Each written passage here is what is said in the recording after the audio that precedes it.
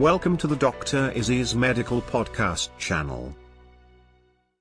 Hypothyroidism, also called underactive thyroid, low thyroid or hypothyroidism. Hypothyroidism is a disorder of the endocrine system in which the thyroid gland does not produce enough thyroid hormone. It can cause a number of symptoms, such as poor ability to tolerate cold, a feeling of tiredness, constipation, slow heart rate, depression, and weight gain. Occasionally there may be swelling of the front part of the neck due to goiter. Untreated cases of hypothyroidism during pregnancy can lead to delays in growth and intellectual development in the baby or congenital iodine deficiency syndrome.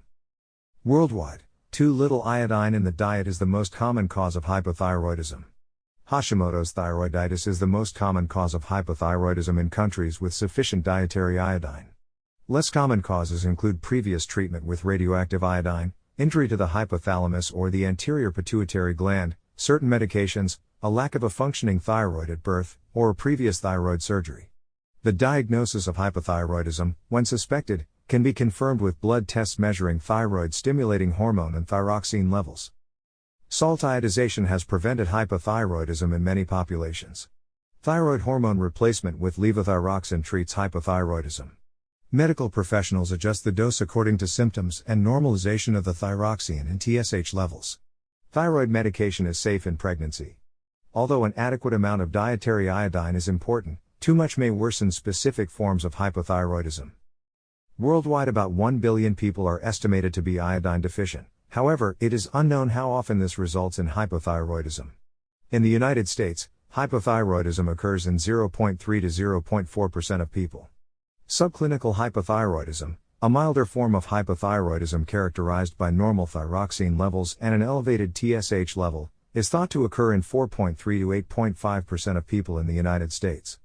Hypothyroidism is more common in women than in men. People over the age of 60 are more commonly affected.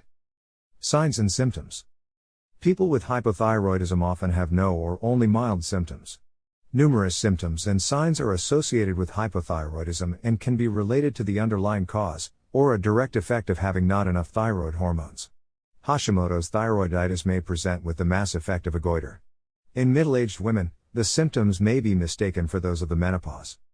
1. Symptoms: fatigue, feeling cold, poor memory and concentration, constipation, dyspepsia, weight gain with poor appetite, shortness of breath, hoarse voice, heavy menstrual periods and later light periods in females, abnormal sensation, poor hearing. 2. Signs: dry, coarse skin, cool extremities, myxedema, which is mucopolysaccharide deposits in the skin, hair loss, slow pulse rate, swelling of the limbs, delayed relaxation of tendon reflexes, carpal tunnel syndrome, pleural effusion, ascites, pericardial effusion. Causes: hypothyroidism is caused by inadequate function of the gland itself, inadequate stimulation by thyroid-stimulating hormone from the pituitary gland, or inadequate release of thyrotropin-releasing hormone from the brain's hypothalamus. Primary hypothyroidism is about 1,000-fold more common than central hypothyroidism. Iodine deficiency is the most common cause of primary hypothyroidism and endemic goiter worldwide. In areas of the world with sufficient dietary iodine, hypothyroidism is most commonly caused by the autoimmune disease Hashimoto's thyroiditis. Hashimoto's may be associated with a goiter. It is characterized by infiltration of the thyroid gland with T lymphocytes and autoantibodies against specific thyroid antigens such as thyroid peroxidase, thyroglobulin and the TSH receptor. After women give birth, about 5% develop postpartum thyroiditis, which can occur up to 9 months afterwards. This is characterized by a short period of hyperthyroidism followed by a period of hypothyroidism. 20 to 40% remain permanently hypothyroid. Autoimmune thyroiditis is associated with other immune-mediated diseases such as diabetes mellitus type 1, pernicious anemia, myasthenia gravis, celiac disease, rheumatoid arthritis and systemic lupus erythematosus. It may occur as part of autoimmune polyendocrine syndrome with type 1 and 2. Diagnosis: laboratory testing of thyroid-stimulating hormone levels in the blood is considered the best initial test for hypothyroidism. A second TSH level is often obtained several weeks later for confirmation. Levels may be abnormal in the context of other illnesses, and TSH testing in hospitalized people is discouraged unless thyroid dysfunction is strongly suspected, as the cause of the acute illness. An elevated TSH level indicates that the thyroid gland is not producing enough thyroid hormone, and free T4 levels are then often obtained. Measuring T3 is discouraged by the American Association of Clinical Endocrinology in the assessment for hypothyroidism. In England and Wales, the National Institute for Health and Care Excellence recommends routine T4 testing in children, and T3 testing in both adults and children if central hypothyroidism is suspected and the TSH is low. There are a number of symptom rating scales for hypothyroidism. They provide a degree of objectivity but have limited use for diagnosis. Many cases of hypothyroidism are associated with mild elevations in creatine kinase and liver enzymes in the blood. They typically return to normal when hypothyroidism has been fully treated. Levels of cholesterol, low-density lipoprotein and lipoprotein can be elevated. The impact of subclinical hypothyroidism on lipid parameters is less well defined. Very severe hypothyroidism and myxedema coma are characteristically associated with low sodium levels in the blood together with elevations in antidiuretic hormone, as well as acute worsening of kidney function due to a number of causes. In most cases, however, it is unclear if the relationship is causal. A diagnosis of hypothyroidism without any lumps or masses felt within the thyroid gland does not require thyroid imaging. However, if the thyroid feels abnormal, diagnostic imaging is then recommended. The presence of antibodies against thyroid peroxidase makes it more likely that thyroid nodules are caused by autoimmune thyroiditis, but if there is any doubt, a needle biopsy may be required. Prevention. Hypothyroidism may be prevented in a population by adding iodine to commonly used foods. This public health measure has eliminated endemic childhood hypothyroidism in countries where it was once common. In addition to promoting the consumption of iodine-rich foods such as dairy and fish, many countries with moderate iodine deficiency have implemented universal salt iodization. Pregnant and breastfeeding women, who require 66% more daily iodine requirement than non-pregnant women, may still not be getting enough iodine. The World Health Organization recommends a daily intake of 250 microgram for pregnant and breastfeeding women. As many women will not achieve this from dietary sources alone, the American Thyroid Association recommends a 150 microgram daily supplement by mouth.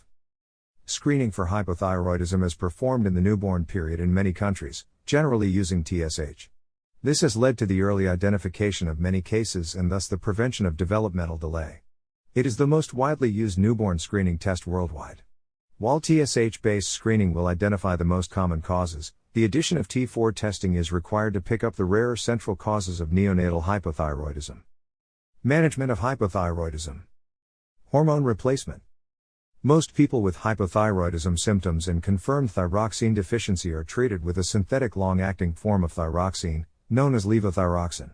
In young and otherwise healthy people with overt hypothyroidism, a full replacement dose can be started immediately. In the elderly and people with heart disease, a lower starting dose is recommended to prevent oversupplementation and risk of complications. Lower doses may be sufficient in those with subclinical hypothyroidism, while people with central hypothyroidism may require a higher than average dose. Blood-free thyroxine and TSH levels are monitored to help determine whether the dose is adequate. This is done 4 to 8 weeks after the start of treatment or a change in levothyroxine dose. Once the adequate replacement dose has been established, the test can be repeated after 6 and then 12 months, unless there is a change in symptoms. Normalization of TSH does not mean that other abnormalities associated with hypothyroidism improve entirely, such as elevated cholesterol levels. In people with central/secondary hypothyroidism, TSH is not a reliable marker of hormone replacement and decisions are based mainly on the free T4 level. Levothyroxine is best taken 30 to 60 minutes before breakfast, or 4 hours after food, as certain substances such as food and calcium can inhibit the absorption of levothyroxine. There is no direct way of increasing thyroid hormone secretion by the thyroid gland. Liothyronine. Treatment with liothyronine alone has not received enough study to make a recommendation as to its use. Due to its shorter half-life, it would need to be taken more often than levothyroxine. Adding liothyronine to levothyroxine has been suggested as a measure to provide better symptom control, but this has not been confirmed by studies. In 2007, the British Thyroid Association stated that combined T4 and T3 therapy carried a higher rate of side effects and no benefit over T4 alone. Similarly, American guidelines discourage combination therapy due to a lack of evidence, although they acknowledge that some people feel better when receiving combination treatment. Guidelines by the National Institute for Health and Care Excellence for England and Wales discourage liothyronine. People with hypothyroidism who do not feel well despite optimal levothyroxine dosing may request adjunctive treatment with liothyronine.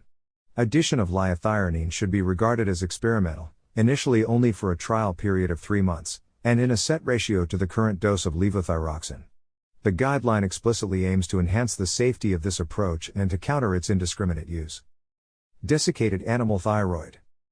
Desiccated thyroid extract is an animal-based thyroid gland extract, most commonly from pigs.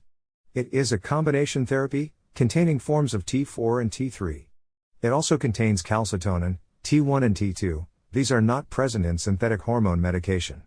This extract was once a mainstream hypothyroidism treatment, but its use today is unsupported by evidence. British Thyroid Association and American professional guidelines discourage its use. Subclinical hypothyroidism. There is no evidence of a benefit from treating subclinical hypothyroidism in those who are not pregnant, and there are potential risks of overtreatment. Untreated subclinical hypothyroidism may be associated with a modest increase in the risk of coronary artery disease when the TSH is over 10 milli-international units per liter. A 2007 review found no benefit of thyroid hormone replacement except for some parameters of lipid profiles and left ventricular function. There is no association between subclinical hypothyroidism and an increased risk of bone fractures, nor is there a link with cognitive decline. Myxedema coma. Myxedema coma or severe decompensated hypothyroidism usually requires admission to the intensive care, close observation and treatment of abnormalities in breathing, temperature control, blood pressure, and sodium levels. Mechanical ventilation may be required, as well as fluid replacement, vasopressor agents, careful rewarming, and corticosteroids. For possible adrenal insufficiency which can occur together with hypothyroidism.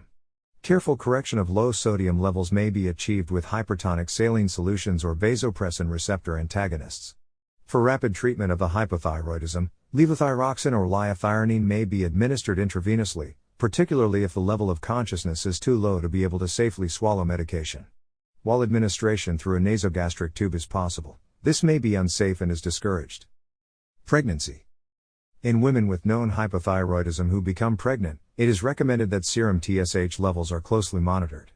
Levothyroxine should be used to keep TSH levels within the normal range for that trimester. The first trimester normal range is below 2.5 milli-international units per liter and the second and third trimesters normal range is below 3.0 milli-international units per liter. Treatment should be guided by total thyroxine or by the free T4 index. Similarly to TSH, the thyroxine results should be interpreted according to the appropriate reference range for that stage of pregnancy. The levothyroxine dose often needs to be increased after pregnancy is confirmed, although this is based on limited evidence and some recommend that it is not always required. Decisions may need to be based on TSH levels. Women with anti-TPO antibodies who are trying to become pregnant may require thyroid hormone supplementation even if the TSH level is normal. This is particularly true if they have had previous miscarriages or have been hypothyroid in the past. Supplementary levothyroxine may reduce the risk of preterm birth and possibly miscarriage. Thank you for listening Dr. Izzy's medical podcast series. If you want to support this project, please subscribe the channel and like this video. Thank you.